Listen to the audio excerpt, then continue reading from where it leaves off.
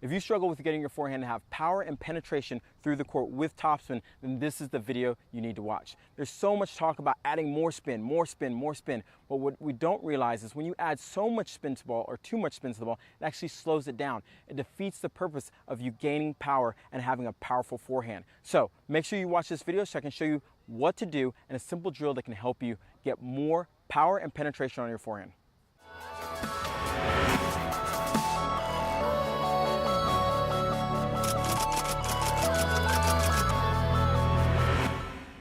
So here we are. What is this drill and why is this important to you? There's so much talk about topspin in the modern game, and this is true. The modern game has more spin than ever before. But what there's not a lot of talk about is how the ball still penetrates the court. And I think this is one myth that is being told so much about hitting more and more topspin on the ball. And what happens is you think, well, you're not hitting the ball right because you're trying to hit all this topspin and the ball's not going anywhere. You actually have less power on the ball that you think you're going to get by hitting this topspin.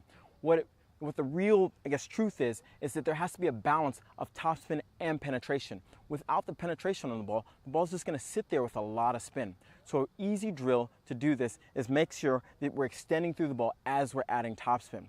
Again, the reason why this is so important, if you want an attacking big forehand with topspin, you have to have a balance of penetration and spin. If not, you're going to have more spin, which usually leads to having a ball that has nothing on it, a lot of spin that your opponents can attack, and it takes you more time to hit. Or sometimes you actually might have too much penetration, you don't have the control. Having the balance of both will allow you to control your forehand and be able to attack your opponent in any position if you need to.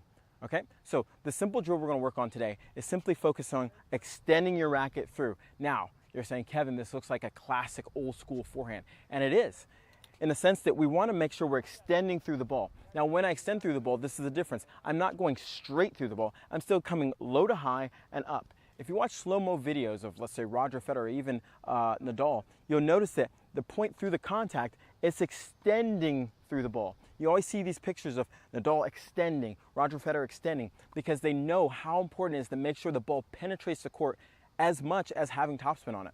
So the drill, simply, we're going to get a ball, and I'm going to stop and leave it in front. As I leave it in front, the feeling you should have is still the ball brushing the strings, and you're going to notice how much the ball really goes through the court with spin. Okay? Again, with spin. It's not just a flat slapping shot. So I'm going to set up really easy, and you can do this on your own if you don't have a friend or a ball machine, or even you can do this against the wall, and just drop, hit, and start with the racket here. All I'm going to do is start with a normal preparation with my racket in the back, and as the ball comes, I'm simply going to extend.